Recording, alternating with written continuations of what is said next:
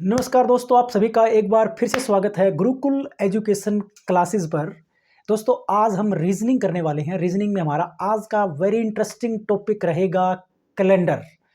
Calendar हर घर में होता है। आपको इसके बेसिक फैक्ट को के बारे में पता चल जाए और कुछ हम इसके बारे में रिलेटेड कुछ जनरल नॉलेज के क्वेश्चन हम जीके कह सकते हैं, वो भी हम जिक्र करेंगे आज के इस वीडियो में। और इसके साथ साथ हम वो बेसिक फैक्ट बताएंगे जो कैलेंडर के किसी भी प्रश्न को हल करने के लिए आपके लिए काफ़ी मददगार साबित होंगे और कोई भी प्रश्न आपको कंफ्यूज नहीं करेगा, कोई भी प्रश्न आपका गलत नहीं होगा। तो शुरू करने से पहले कहना चाहूँगा, अगर वीडियो को पसंद आता है तो लाइक करिए, शेयर करिए और चैनल को जरूर सब्सक्राइब करिए जो बिल्कुल फ्री है। तो शुरू करते हैं कैलेंडर। तो दोस्तों, हर घर में जो कैलेंडर हमारा इस्तेमाल होता है वो होता है ग्रीगोरियन कैलेंडर। हर घर में जो कैलेंडर इस्तेमाल होता है उसका नाम है ग्रीगोरियन कैलेंडर। ग्रीगोरियन कैलेंडर ग्रीगोरियन कैलेंडर इस्तेमाल होता है हमारे। ये जो कैलेंडर है ये 1 जनवरी सन 1 को बनाया गया। ये जो कैलेंडर है 1 जनवरी सन 1 को ये बनाया गया था, इनके जीसस क्राइस्ट का बर्थडे मान करके। इसी दिन उनके भगवान जो होते हैं जीसस क्राइस्ट, उसका बर्थडे था उस दिन। उसी दिन इस कैलेंडर को बनाया गया था। और ये ग्रीगोरियन कैलेंडर जो है, इसका नाम ऐसा क्यों पड़ा? क्योंकि ये बनाया था ग्रेगरी ने। ग्रेगरी ने इसको बनाया था, इसलिए इसका नाम ग्रीगोरियन कैलेंडर रख दिया गया। और ये पूरे विश्व में इसी कैलेंडर को मान्यता प्राप्त है। यही कैलेंडर जो है इस्तेमाल हो रहा है, हमारे देश में भी यही कैलेंडर इस्तेमाल हो रहा है। तो लेकिन इसमें हमारा जो भारतीय कैलेंडर है वो है राष्ट्रीय पंचांग के नाम पे। हमारा जो कैलेंडर है ना वो राष्ट्रीय पंचांग है भाई। ये कैलेंडर नहीं था हमारा, हमारा राष्ट्रीय पंचांग है, लेकिन हम चलते इसी के अकॉर्डिंग हैं। इसमें अब ग्रीगोरियन कैलेंडर और राष्ट्रीय पंचांग जो हमारा है, इसमें अंतर क्या है? ये अंतर जो है वही हम पहले जिक्र कर लेते हैं, बाकी फिर हम बेसिक फैक्ट के ऊपर जाएंगे। थोड़ा इंटरेस्टिंग है, ऐसा कुछ भी नहीं है। तो इन्होंने तो 1 जनवरी सन 1 को ग्रीगोरियन कैलेंडर बना दिया। और इसके अंदर क्या क्या था? इसमें 12 महीने थे और 365 दिन थे इसके अंदर, 365 दिन। और इसमें महीने जैसा कि आप सभी जानते हो, जनवरी, फरवरी, मार्च, अप्रैल, मई, जून, जुलाई, अगस्त, सितंबर, अक्टूबर, नवंबर और दिसंबर, सभी जानते हैं इसके बारे में। इसमें जो इसके अंदर जो महीने हैं वो सभी जानते हैं। जनवरी, फरवरी, मैं शॉर्ट फॉर्म में लिख देता हूँ, फरवरी, मार्च, अप्रैल, मई, जून, जुलाई, अगस्त, सितंबर और अक्टूबर, नवंबर और दिसंबर, ये 12 महीने इसके अंदर हैं। अब बारी ये आती है कि हमारा राष्ट्रीय पंचांग कब बना, हमने ग्रीगोरियन कैलेंडर को कब लागू किया। तो हमारा जो राष्ट्रीय पंचांग है ना, जैसे कई बार आपने सोशल मीडिया के ऊपर देखते हो आप, हिंदू नववर्ष के नाम पर, तो हमारा जो राष्ट्रीय पंचांग कह लो या संवत, संवत के नाम से भी जाना जाता है इसको, तो वो कब लागू हुआ था? वो लागू हुआ था भाई 22 मार्च 1957 को। 22 मार्च 1957 को हमारा राष्ट्रीय पंचांग भी लागू हुआ। इसके साथ साथ हमने ग्रीगोरियन कैलेंडर को भी अपना लिया। ये कैलेंडर को भी हमने, हमारी भारत सरकार में उस टाइम के ऊपर श्री जवाहरलाल नेहरू हमारे देश के प्रधानमंत्री थे, उन्होंने भी इसको मान्यता दे दी ग्रीगोरियन कैलेंडर को, और ये भी हमारा लागू हुआ। लेकिन हम इसी के ऊपर चलते हैं क्योंकि इसको राष्ट्रीय मान्यता प्राप्त है भारत सरकार से, तो इसी के ऊपर चलते हैं। लेकिन इसमें क्योंकि हमने ग्रीगोरियन कैलेंडर के बारे में यहाँ पर जिक्र तो कर लिया, तो हमारा जो राष्ट्रीय पंचांग है उसमें और ग्रीगोरियन कैलेंडर में अंतर क्या है वही हमने शुरू कर रखा है। इसके अंदर 12 महीने, 365 दिन और महीनों के नाम जनवरी, फरवरी, मार्च, अप्रैल, मई, जून, जुलाई, अगस्त, सितंबर, अक्टूबर, नवंबर, दिसंबर। तो हमारे वाले कैलेंडर में जो है कितने महीने हैं और कितने दिन हैं, तो कुछ बातें, बहुत सारी बातें तो कॉमन ही हैं। इसमें भी कुल कितने दिन होते हैं? इसमें भी कुल 365 दिन होते हैं, 365 दिन और 12 ही महीने होते हैं। कितने महीने होते हैं इसमें? 12 महीने होते हैं इसमें भी। और इसके महीने जैसा कि आपको जानता है, हमारा पहला महीना चैत्र होता है, चैत्र तो सभी जानते हैं, जैसे पोष, मार्ग, फागुन, चैत्र, फागुन फिर चैत्र, बैसाख, जेठ, आषाढ़, श्रावण, भाद्रपद, आश्विन, कार्तिक, और एक होता है ये अगर ग्रामीण को बोला जाता है, लिख रखा है मैंने, अग्रहायण। 12वां महीना, 9वां महीना होता है ये अग्रहायण। तो ये आप पढ़ते आए हो, इनकी ज़्यादा हमें जरूरत नहीं पड़ेगी, मैं सिर्फ ये बेसिक नॉलेज की बातें कर रहा हूँ यहाँ पर। और ये जो कैलेंडर, ये जो दिन है हमारे, इसके अकॉर्डिंग हमारा नया वर्ष शुरू होता है 22 मार्च को या फिर 23 मार्च को। ये 2 दिन है हमारे। अब ये 2 दिन क्यों है भाई? ये 2 दिन इस हिसाब से बना रखे हैं कि यदि लीप वर्ष, जिसका हम जिक्र करेंगे, जिसको हम अधिवर्ष भी कहते हैं, लीप वर्ष या अधिवर्ष एक ही बात है। तो यदि अधिवर्ष है, जैसे 2024 अधिवर्ष है, क्योंकि ये 4 से विभाजित होता है, इसके लास्ट के 2 डिजिट हम देखो, 4 से विभाजित होने वाली संख्याएं कौन सी होती हैं? हम मैथ में आ जाते हैं अब थोड़ा सा, क्योंकि मैथ रीजनिंग का एक दूसरे से रिलेशन है बहुत गहरा। तो 2024 लीप वर्ष है क्योंकि इसके लास्ट के 4 से विभाजित होने वाली संख्याएं कौन सी होती हैं? जिसके लास्ट के 2 डिजिट 4 से विभाजित हो गया तो वो पूरी की पूरी संख्या 4 से विभाजित हो जाती है। आप सभी जानते हैं इस बारे में। 2024 में लास्ट में वैसे ही 24 है, तो 4 छक्के 24 होते हैं, जैसा कि आपको पता ही है। तो 2024 4 से विभाजित होता है, इसलिए ये लीप वर्ष है। लीप वर्ष में फरवरी का महीना 28 की बजाय, वैसे तो फरवरी का महीना 28 का होता है, लेकिन लीप वर्ष में वो महीना 29 का हो जाता है। तो दिनों की संख्या 365 के बजाय 366 हो जाती है। इसलिए हमारा जो इनके, इसमें तो इनका जो कैलेंडर है उसमें कोई फर्क नहीं आएगा, वो 366 के बाद में एक ही तारीख आएगी। लेकिन हमारे वाले में, क्योंकि फर्क हमारे वाले में भी नहीं है, वो हमारे लिए तो एक तारीख ही है हमारे राष्ट्रीय पंचांग के अनुसार, लेकिन इस कैलेंडर के अनुसार एक दिन क्योंकि बढ़ गया ना लीप वर्ष का, तो वो 22 मार्च के बजाय फिर वो 23 मार्च को, जैसे इस वर्ष 2024 में 23 मार्च को हमारा नव वर्ष या हिंदू नव वर्ष स्टार्ट हुआ था। तो ये थोड़ा सा एक पुरानी जो चीज़ें जो थी उनका मैंने डिस्कस कर लिया कि जो फिलहाल हमारा जो कैलेंडर है उसका नाम है ग्रीगोरियन कैलेंडर। इसका हम इस्तेमाल कर रहे हैं, पर्सन भी उसी के ऊपर ही आने वाले हैं, इसका कोई इस्तेमाल यहाँ पर नहीं है। फिर भी मैंने बेसिक नॉलेज के तौर पर इसको थोड़ा बता दिया। तो हम अब शुरू करते हैं हमारा टॉपिक।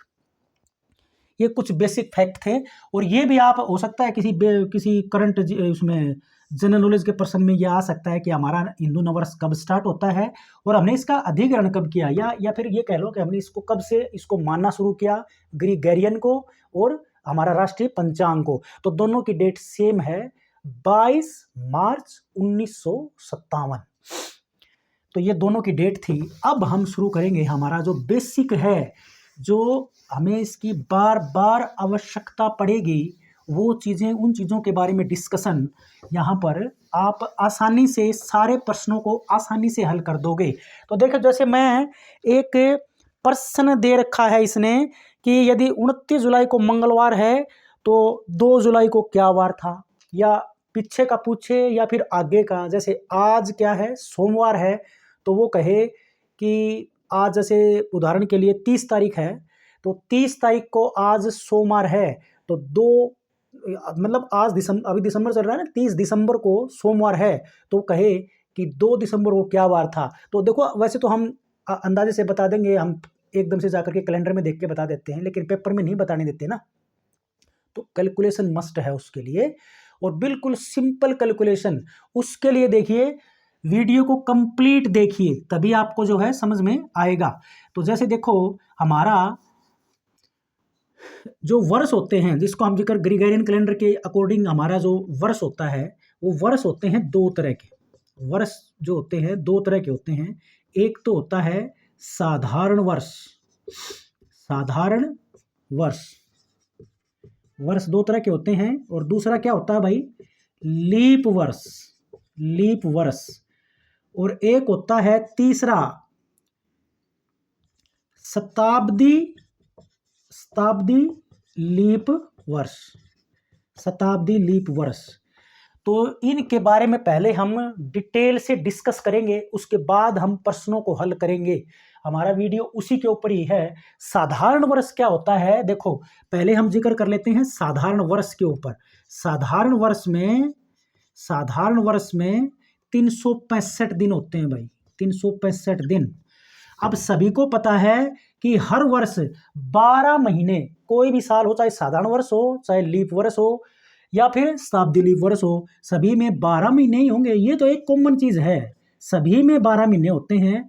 या फिर आप अलग अलग, चलो अलग अलग ही कर लेते हैं ना, तो एक हम कॉलम बना के भी कर सकते थे। सभी में 300, साधारण वर्ष में 365 दिन और 12 महीने होंगे सभी महीनों। अब बारी आती है यहाँ पर महीनों की। महीने 12 जो होते हैं, तो उसमें जनवरी का महीना, फिर फरवरी का महीना, फिर मार्च। तो इनमें देखो मैं डायरेक्ट लिख देता हूं, हमारे जो 12 महीनों में, इन 12 महीनों में जो है करीब करीब 7 महीने जो होते हैं ना, 7 महीने, इन 12 महीनों में 7 महीने जो होते हैं उनमें 31 दिन होते हैं। और 4 महीने ऐसे होते हैं जिनमें 30 दिन होते हैं।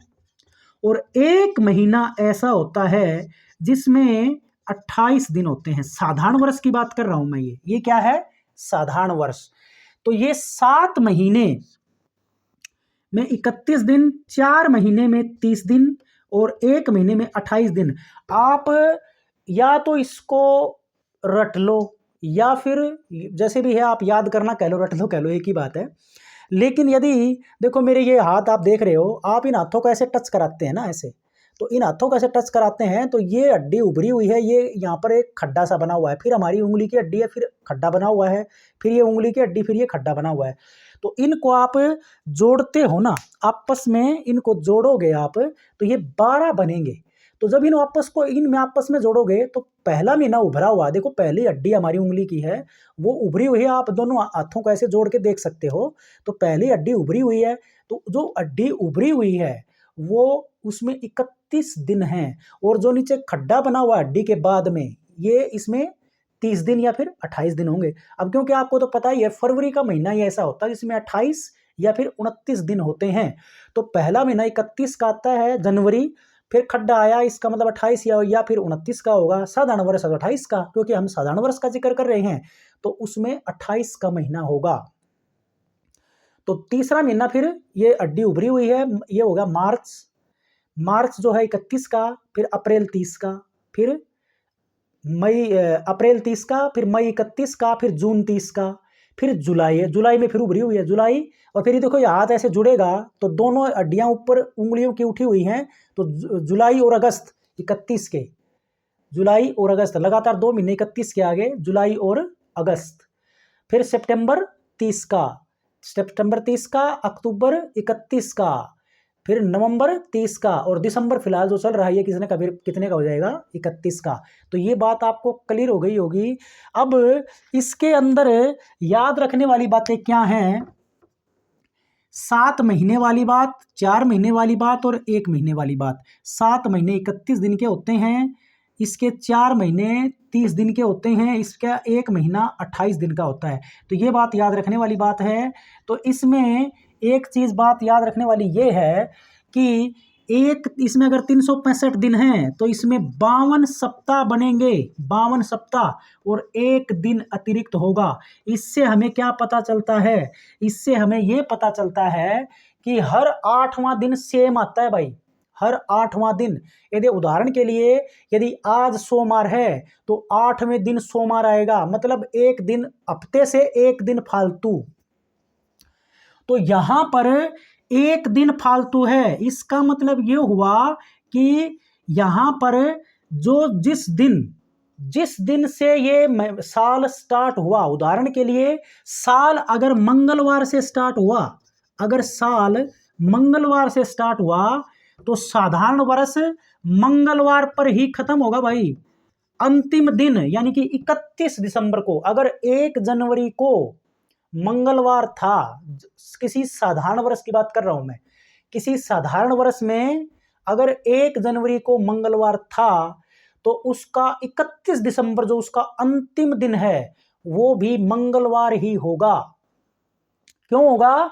क्योंकि इसमें नेट 52 सप्ताह बन जाते हैं और लास्ट का एक दिन 8वां दिन बनेगा सप्ताह का, मतलब 8वें दिन वही दिन आता है। तो ये बात याद रखने वाली थी। उदाहरण के लिए ये हमने जिक्र कर लिए, इसके यहाँ पर एक होता है भाई विषम दिन, याद रखने वाली चीज विषम दिन। क्या होता है? विषम दिन, यही लिख देता हूं मैं, बार बार इस्तेमाल होगा इसका। तो ये एक दिन विषम है, अब यहां पर ये विषम दिन कह लो या फिर अतिरिक्त दिन। अतिरिक्त दिन या विषम दिन क्या होता है? अतिरिक्त दिन या फिर विषम दिन होता है मतलब सप्ताह से अलग, मतलब जितने सप्ताह कंप्लीट हो जाते हैं, जैसे 20 दिन दे दिया उदाहरण के लिए, 20 दिन, तो 20 दिनों में 1 तारीख से लेकर के 20 तारीख तक के दिनों में अतिरिक्त दिन कितने हुए? अगर आपसे कोई ये पूछे तो आप उसको 7 से भाग कर दो, तो 7 दूनी 14, तो 6 दिन बचेंगे ना, वो पूरा सप्ताह नहीं बचा, 6 दिन बचे ना, वो 6 दिन अतिरिक्त हैं। तो यहां पर मैंने यहां पर इसकी जरूरत पड़ गई, यहां पर इसमें 365 दिनों में अगर इसके सप्ताह बनाएंगे तो 365 को 7 से भाग करो तो 52 सप्ताह पूरे पूरे आएंगे, एक शेष बचेगा, तो वो एक दिन है ना, वो अतिरिक्त दिन है। तो मैं ये एक दिन अलग से लिखा है ना, आप इसको अतिरिक्त दिन कह सकते हो भाई, अतिरिक्त दिन या विषम दिन, विषम दिन। तो यहां से आपकी ये बात क्लियर हो गई होगी कि अगर पहला 1 जनवरी को मंगलवार था तो अंतिम दिन भी मंगलवार ही होगा, क्योंकि हमेशा 8वां दिन, इसमें ये एक दिन का अतिरिक्त आने का मतलब क्या है? 8वां दिन आने का मतलब है 8वां दिन, सप्ताह से एक दिन अतिरिक्त। तो नेक्स्ट डे क्या होगा? अब जैसे आज की डेट के हिसाब से देखो, आज अगर सोमवार है तो 8वें दिन सोमवार ही होगा, तो ये 8वां दिन ही है हमारे लिए, तो ये होगा उसी दिन मंगलवार को ही। अब बारी ये आती है कि लीप वर्ष, पहली बात तो हम लीप वर्ष के बारे में जिक्र करेंगे, साधारण वर्ष था, साधारण वर्ष। तो जैसे आपसे एक, मैं पहले साधारण वर्ष में एक चीज और डिस्कस कर लेता हूं कि यदि साधारण वर्ष में जैसे जनवरी का महीना है तो जनवरी के महीने में होते हैं 31 दिन, तो इसमें अतिरिक्त दिन कितने होंगे? आपसे ये पूछे अतिरिक्त दिन कितने होंगे, तो जैसा कि मैंने अभी जिक्र किया, इसमें अतिरिक्त दिन कितने होंगे, इसको 7 से भाग कर दो, 7 चौके 28, यानी कि इसमें 3 दिन अतिरिक्त हुए। और जिसके मतलब जिस महीने में 31 दिन है, चाहे वो जनवरी का है, चाहे वो मार्च का है, चाहे वो इसका कोई भी महीना जिसमें 31 दिन बनते हैं, और जिस महीने में 30 दिन होते हैं उसमें अतिरिक्त दिन होते हैं 2 दिन, इसमें 2 दिन अतिरिक्त होंगे क्योंकि 7 से भाग करेंगे ना इसको, तो अतिरिक्त दिन कितने बने इसके? 30 दिन। तो कोई भी महीना उठा लो तो उसमें आप ये पता लगा सकते हो कि उसकी 1 तारीख को क्या वार है तो उसकी लास्ट तारीख को क्या वार होगा, बिल्कुल आसानी से आप बता सकते हो। उदाहरण के लिए जिस महीने में 31 दिनों का महीना होता है, यानी कि जो महीना 31 दिन का होता है, तो उसका कोई भी दिन, जैसे उसका एक, मान लिया जनवरी को लगा लें, मान लिया 1 जनवरी को मान लिया बुधवार है, तो इसमें अतिरिक्त दिन कितने हैं? 2। तो इसमें जो 31 जनवरी आएगी ना, 31 जनवरी को क्या वार होगा आप आसानी से बता सकते हो, यानी कि 3 दिन बाद क्या वार होगा ये बता सकते हो आप। मतलब 1 जनवरी को बुधवार है तो 31 जनवरी को क्या वार होगा, तो इस अतिरिक्त दिन से आप पता लगा लोगे, क्योंकि 28 तारीख को बुधवार ही होगा, नहीं 28 को बुधवार नहीं, 29 तारीख को बुधवार होगा, तो एक दिन अतिरिक्त जो है उसमें जुड़ जाएगा, वो हम कैलकुलेशन करेंगे तो ये डाउट जो है माइंड में क्लियर हो जाएगा। एक बार मैं इसको यहीं छोड़ता हूं, शायद कंफ्यूज ना हो जाए आप। साधारण वर्ष, इसके बाद में हम ले लेते हैं भाई लीप वर्ष। लीप वर्ष, लीप वर्ष के अंदर क्या होता है भाई, अभी जस्ट मैंने बताया था, जो साल या वर्ष 4 से भाग हो जाए, 4 से भाग हो जाए। देखो पहचान तो ये है भाई इसकी, भाई आप कैसे पहचानोगे कि साधारण वर्ष है या फिर लीप वर्ष है? तो जो वर्ष 4 से भाग हो जाए, जैसे 2024 4 से विभाजित होता है तो ये लीप वर्ष है, तो ये पहचान है जो 4 से भाग हो जाए। और दूसरी पहचान क्या है, जिसमें फरवरी का जो महीना है, फरवरी का महीना में 29 दिन हो। फरवरी के महीने में कितने दिन हो भाई? 29 दिन हो, बाकी कोई फर्क नहीं है। इसके साथ साथ लीप वर्ष में, अब क्योंकि फरवरी का महीने में एक दिन बढ़ गया ना, तो इसमें कुल दिन कितने बनेंगे? इसमें कुल दिन बनेंगे भाई 365 दिन बनेंगे इसमें, सॉरी 366, एक दिन बढ़ गया ना, 366 दिन बनेंगे इसमें। तो इसमें अगर हम अतिरिक्त, अगर हम इसको सप्ताह में बदलें तो 52 सप्ताह और 2 दिन अतिरिक्त बढ़ेंगे इसमें। इसका मतलब ये हुआ कि जिस दिन से ये साल शुरू होगा उससे अगले दिन क्या होगा, वो वार निकाल सकते हो आसानी से। मतलब उदाहरण के लिए, अगर ये रविवार से दिन स्टार्ट हो, ये साल स्टार्ट हुआ, तो अगर ये रविवार से ये स्टार्ट हुआ तो ये जो साल है ये सोमवार को खत्म होगा। उसमें क्या था, साधारण वर्ष में जिस वार से वो शुरू हो रहा था ना, उसी वार पे वो खत्म हो रहा था। ये 2 दिन अतिरिक्त होगी ना इसके अंदर। तो रविवार को अगर साल की शुरुआत होती है, 1 जनवरी को रविवार होगा, तो 31 दिसंबर को सोमवार होगा। तो जैसे कल 31 तारीख है, मंगलवार है, तो ये क्या है, ये क्या था, लीप वर्ष था ये।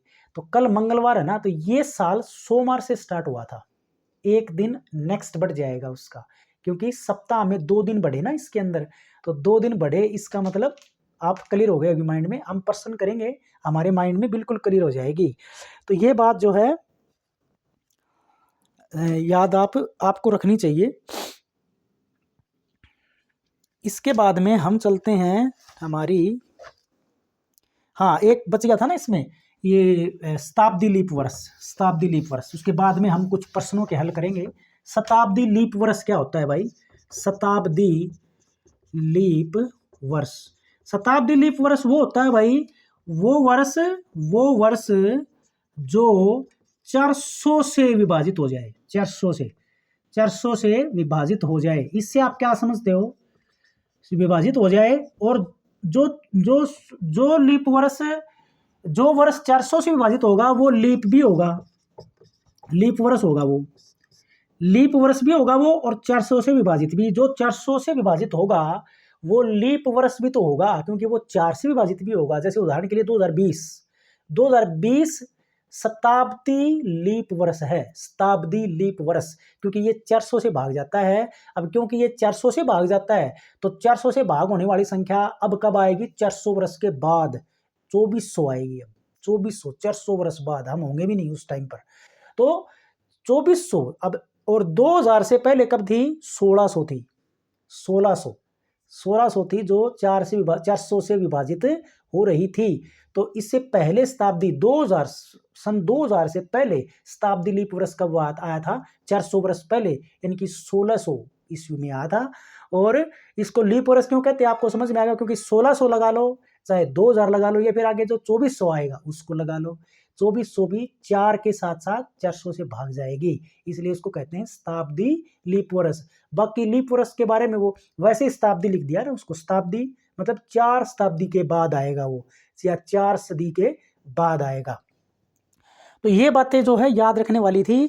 तो कुछ एक क्वेश्चन हम जो सिंपल वाले हैं ना, इस वीडियो में ऐड करना चाहेंगे। आई थिंक सारे डाउट माइंड में क्लियर हो गए होंगे, नहीं हुए तो आप कमेंट करके पूछ सकते हो, कमेंट बॉक्स में जा करके आप अपने डाउट बता सकते हो, क्या डाउट है आपके। तो शुरू करते हैं फर्स्ट वाला क्वेश्चन। देखिए वो कहता है कि 5 अगस्त को शुक्रवार है। देखिए आज मैं बिल्कुल सिंपल प्रश्न करूंगा। 5 अगस्त वो कौन से सन का है, हमें कोई मतलब नहीं उससे, उसने सिर्फ डेट दी है, कोई सिर्फ एक डेट, सन नहीं दिया उसने। 5 अगस्त को शुक्रवार है, 5 अगस्त को क्या है? शुक्रवार है। तो 30 अगस्त को क्या होगा? 30 अगस्त को क्या होगा? 30 अगस्त को क्या होगा? देखो उदाहरण के लिए यहां पर वो अतिरिक्त दिनों की आवश्यकता पड़ेगी। देखो अब 5 अगस्त को क्या है? शुक्रवार है। 5 अगस्त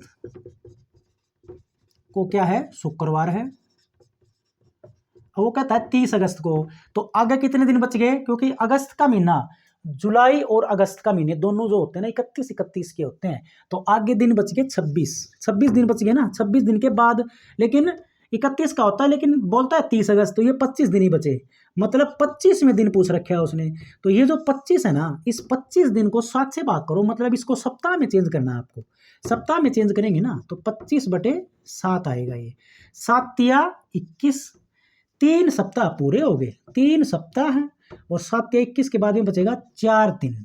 तो इसमें हमारा पहला काम क्या था, विषम दिन निकालना। पहला काम क्या करना है इस प्रश्न में, ये समझाने के लिए इतनी लाइन लिखी है, आपको सीधा ही करना है कि विषम दिन कितने हैं, जितने दिन तक ये पूछ रखा है। देखो 5 अगस्त के बाद में सीधा 30 अगस्त पे चला गया, तो कितने दिन हो गए, ये 25 दिन हो गए। 26, 27, 28, 29, 30, 31, 32, 33, 34, 35, 36, 37, 38, सॉरी गलत कर दिया, ये क्या कर दिया, हाँ 6, 7, 8, 9, 10, 11, 12, 13, 14, 15, 16, 17, 18, 19, 20, 21, 22, 23, 24, 25, तो कितने दिन बने ये, 3 चौके 12, 12 और 6, 12, 3 चौके 12 और 6 18 और 2 20, कितने दिन बने, आप यहाँ से घटा के कर सकते हो ना इसमें से, तो ये बनते हैं टोटल 25 दिन। तो 25 दिन को आप जो है 3 सप्ताह और 4 दिन में आप कन्वर्ट करोगे तो विषम दिनों की संख्या आएगी 4। 4 दिन इसमें कितने आएंगे, विषम, 4 दिन विषम हो जाते हैं। तो 4 दिन विषम का मतलब है कि अगर शुक्रवार में, ये जो शुक्रवार है इसमें 4 दिन ऐड कर दो। शुक्रवार में क्या करोगे, 4 दिन ऐड, तो शुक्रवार में 4 दिन ऐड करोगे ना, तो शुक्रवार के बाद पहला दिन तो आएगा शनिवार, दूसरा दिन आएगा रविवार, तीसरा दिन आएगा सोमवार, और चौथा दिन क्या आएगा भाई, मंगलवार। तो आपको इस तरह निकालना है। तो मंगलवार 30 तारीख को क्या होगा, मंगलवार, 30 तारीख को क्या होगा, मंगलवार। वो मैं काउंटिंग में ज़्यादा जल्दबाजी में गलत कर गया, उसको करने के बजाय आप डायरेक्ट कर सकते हैं। देखो 5 में सीधा 25 जुड़ेगा तो ही 30 आएगा, तो 25 मैं वैसे काउंटिंग कर रहा था तो वो मेरे से हुआ भी नहीं, गलत हो गया, सॉरी। तो 25 दिन को क्या करना है, अतिरिक्त दिन या विषम दिन निकालना है आपको। तो वो विषम दिन होगा, विषम दिन कितने आए इसमें, 4 दिन, 7 से भाग करेंगे तो चौथा दिन मतलब शुक्रवार में 4 दिन आगे बढ़ जाएगा, तो वो क्या आएगा, 4 दिन आगे बढ़ेंगे तो शनिवार, रविवार, सोमवार, चौथा दिन होगा मंगलवार। तो 30 अगस्त को होगा मंगलवार। तो उदाहरण के लिए जैसे और ले लेते हैं इस टाइप के प्रश्न कि पीछे का पूछ ले, ये तो आगे का पूछा उसने, अगर पीछे का पूछ ले तो उदाहरण के लिए वो कहता है कि यदि 29 जुलाई को, देखो ये पहला ही प्रश्न उसने उसी के ऊपर दिया है कि 29 जुलाई को मंगलवार है भाई, 29 जुलाई को मंगलवार है, 29 जुलाई को मंगलवार है। तो 2 जुलाई को क्या था, 2 जुलाई को क्या था, 2 जुलाई को पूछ रखा है इसने, ये पूछ रखा है उसने। तो आप 2 जुलाई से 29 जुलाई का देख लो। अब 2 जुलाई से 29 जुलाई तक का कितने दिन बन गए, 27 दिन बने ना, 27 दिन, क्या 28 बने, 27 बने ना, 27 दिन बने, 29 में 2 घटा दो, 27 दिन बने। अब इसके क्या करोगे भाई, विषम दिन निकाल लो, विषम दिन कितने आएंगे, 27 को 7 से भाग करो, 7 तिया 21, 7 तिया 21, तो 3 सप्ताह पूरे हो गए, 3 सप्ताह और 6 दिन बचे, 6 दिन। तो अब आपको क्या करना है कि ये 29 जुलाई का जो दे रखा है ना, इसका 29 जुलाई से आपको 6 दिन बैक आना है, इसमें ये फर्क है, उसमें आगे जाना था और इसमें बैक आना है। तो इसमें 29 जुलाई को क्या वार था, मंगलवार था, तो मंगलवार से 6 दिन पीछे देखो, मंगलवार, ये मंगलवार से पहले 6ठा दिन, पहला दिन तो सोम होगा, देखो उदाहरण में से समझ लो आप, दूसरा दिन क्या होगा, सोमवार से पहले रविवार, तीसरा इससे पीछे जाएंगे तो रविवार से पहले फिर शनिवार, चौथा दिन क्या होगा भाई, शनिवार के बाद में ये शनिवार है, शनिवार से पहले फिर शुक्र, और इसका 5वां दिन क्या होगा भाई, गुरुवार, यानी कि बृहस्पतिवार, और 6ठा दिन क्या होगा गुरुवार से पहले, बुधवार। तो 2 तारीख को क्या होगा, बुधवार, यानी कि 2 जुलाई को बुधवार हमारा उत्तर जो है वो ठीक है। तो आई थिंक ये क्लियर हुआ होगा आपके माइंड में। अब देखो जैसे ज़्यादा दिन दे देता है वो, जैसे ये तो केवल महीने के अंदर अंदर ही था, अगर ये एक टाइप और कर लेते हैं आज की, कि यदि 14 जुलाई को मंगलवार है, प्रश्न में क्या कहता है भाई, यदि 14 जुलाई को यदि 14 जुलाई को मंगलवार है, 14 जुलाई को क्या भाई, मंगलवार, तो 24 अक्टूबर को क्या होगा, 24 अक्टूबर को क्या होगा, 24 अक्टूबर को देखो कितना आगे चला गया, 24 अक्टूबर को क्या वार होगा ये पूछ रखा है, मतलब साल वही है, कोई ज़्यादा इसमें वो सोचना नहीं है। तो 14 जुलाई से लेकर के 24 अक्टूबर तक या तो आप दिन काउंट करो तो उसमें तो लगेगा टाइम ज़्यादा, तो आपको सिर्फ ये देखना है कि विषम दिनों की संख्या डायरेक्ट लिखो आप। तो विषम दिनों की संख्या कैसे लिखेंगे, देखो ये 14 जुलाई है, तो जुलाई का महीना 31 का होता है, जुलाई का महीना कितने दिन का होता है, 31 का होता है। तो यहाँ पर 14 जुलाई था तो 17 दिन बचे ना इसमें, 17 दिन तो ये हो गए। फिर जुलाई के बाद में आएगा अगस्त, अगस्त में 31 का, मैं एक बार वैसे लिख रहा हूँ, सितंबर, सितंबर 30 का, और फिर अक्टूबर में 24 दिन बता रखे हैं उसने। अक्टूबर में कितने दिन है भाई, अक्टूबर के 24 पहले दे रखे हैं इसने, तो 24 अक्टूबर को पूछ रखा है उसने। तो आपको इन 17 दिनों में, अगस्त के 31 दिनों में, सितंबर के 30 दिनों में और अक्टूबर के 24 दिनों में विषम दिन निकालने हैं, विषम दिन। तो आपको वो जोड़ना, देखो वैसे तो मैंने लिखे दिया, वैसे जोड़ लो इसको और फिर 7 से भाग कर लो, चाहे तो ऐसे कर लो, या फिर वो आसान तरीका है कि इन 17 दिनों में विषम दिन कितने हैं, सप्ताह बना लेंगे इसके, तो 7 दूनी 14 होते हैं भाई, 14 और 3 17, तो विषम दिन देखो कितने आएंगे टोटल। विषम दिन को जोड़ोगे तो हमें जोड़ने में दिक्कत नहीं आएगी, 7 दूनी 14, 3 दिन विषम आए। अगस्त के महीने को 7 में 31 दिन पूरे नेट हैं, क्योंकि अगस्त का पूरा महीना आ रखा है।